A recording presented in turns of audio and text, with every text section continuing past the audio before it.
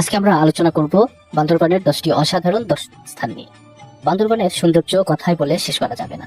এখানে প্রতিটা জায়গায় যেন প্রকৃতির এক একটা মাস্টারপিস। তাই আজ আমরা আপনাদের সামনে খুব সংক্ষেপে তুলে ধরবো 10টি স্পট, যেগুলো দেখলে আপনি সত্যি অবাক হয়ে যাবেন। প্রথমেই বলি সাঙ্গু নদীর কথা। থানচি থেকে রেমাক্রি যাওয়ার পথে এই নদীর দৃশ্য আপনাকে মুগ্ধ করে দেবে। কল্পনা করুন, দুই পাশে সবুজ পাহাড় আর মাঝখানে বয়ে চলা নীলচে জলধারা, আর নদীর তীরে নিরিবিলি পাহাড়ি জীবন। মনে হবে যেন আপনি কোনো এক সিনেমার ভেতর ঢুকে পড়েছেন। দ্বিতীয় নম্বরে রয়েছে কেওক্রাডাং। এই জায়গায় পৌঁছানোর যাত্রাটাই আসল অ্যাডভেঞ্চার। ডুমা বাজার থেকে শুরু করে মুনলাই পাড়া, বগা লেক, দার্জিলিং পাড়া, প্রতিটা ধাপ যেন নতুন নতুন চমক। আর পাহাড়ের চূড়ায় দাঁড়ালে মনে হবে পুরো পৃথিবীটা আপনার নিচে দাঁড়িয়ে আছে। তৃতীয় নম্বরে রয়েছে দেবতাখুম। এটা শুধু একটা জায়গা না, এটা একটা অনুভূতি। উঁচু পাথরের দেয়ালের মাঝ দিয়ে অন্ধকারে বয়ে চলা এক অঝোর জলের ধারা, আর নৌকায় ভেসে যাওয়ার অভিজ্ঞতা আপনাকে একেবারে অন্য জগতে নিয়ে যাবে। চতুর্থ নম্বরে রয়েছে রেমাক্রি। রেমাক্রি এমন একটা জায়গা যেখানে প্রকৃতি প্রতিদিন নতুন করে নিজেকে সাজায়। সকালবেলার কোমল আলো আর বিকেল বেলার সোনালী ছায়া, দুটো সময়ের জায়গাটা সম্পূর্ণ আলাদা আলাদা রূপ নেয়। পঞ্চম নম্বরে রয়েছে নীলগিরি। মেঘের রাজ্যে দাঁড়ানোর অভিজ্ঞতা কেমন হতে পারে নীলগিরি গেলে বুঝবেন। চারপাশে পাহাড়, নিচে মেঘের সমুদ্র। এটা সত্যি একেবারে স্বপ্নের মতো একটা জায়গা। ষষ্ঠ নম্বরে রয়েছে মুনলাই পাড়া। শীতের সকালে এখানে মেঘ আর কুয়াশা নেমে আসে ঠিক অতিথির মতো। এতটাই পরিষ্কার শান্ত পরিবেশ, মনে হবে সময় যেন এখানে একেবারে থেমে গেছে। সপ্তম নম্বর রয়েছে দার্জিলিং পাড়া। এই জায়গাটাকে বলা হয় লুকানো স্বর্গ। পাহাড়ের উপরে ছোট্ট গ্রাম, চারপাশে অসীম সবুজের সমারোহ। যে কেউ একবার গেলে আবার যেতে চাইবে। অষ্টম নম্বরে রয়েছে শিলবান্ধা পাড়া।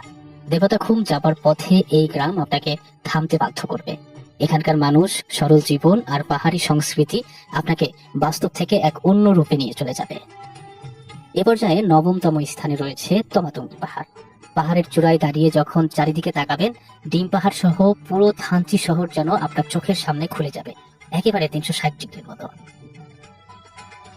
এ পর্যায়ে সর্বশেষ এবং দশম স্থানে রয়েছে ডাবল হ্যান্ড ভিউ পয়েন্ট এবং টাইটানিক ভিউ পয়েন্ট। এখানে দাঁড়িয়ে ছবি তুললে মনে হবে আপনি আকাশের ধারে দাঁড়িয়ে আছেন। বিশেষ করে টাইটানিক ভিউ পয়েন্টে ছবি তুললে মনে হবে টাইটানিক সিনেমার মধ্যে আপনি ঢুকে গেছেন। বান্দরবানের এই জায়গাগুলোই শেষ নয়, পুরো জেলাটাই একটা বিশাল প্রকৃতির ভান্ডার।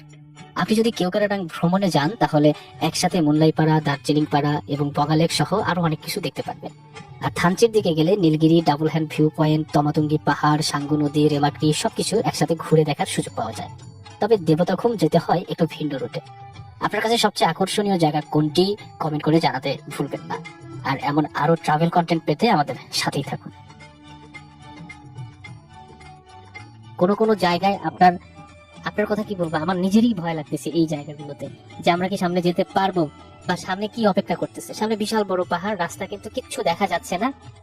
মনে হচ্ছে এই বুঝে এখানেই শেষ, কিন্তু চিপা চাপা দিয়ে কোন দিক দিয়ে চলে যাইতেছে, মানে একটা গেমস খেলার মতো। আমরা যখন গেম খেলি কোথা থেকে কোথায় চলে যাই, ঠিক এরকম নৌকাগুলো কোথা থেকে কোথায় কোন দিকে চলে যাচ্ছে একটু বুঝতে পারতেছি না। মনে হচ্ছে এই বুঝি রাস্তা শেষ, আবার দেখি ছোট খাল নালা বেয়ে তারা চলে যাচ্ছে। এই যে জিনিসগুলো আমার কাছে খুব ভালো লাগছে। আর এখানকার পানি এতটাই পরিষ্কার, যেটা আসলে আমি কখনো ভাবতে পারিনি। আসলে লোকালয় থেকে অনেক দূরে যেহেতু মানুষের বসতি কম, সেজন্য পরিষ্কার থাকাটা খুবই স্বাভাবিক।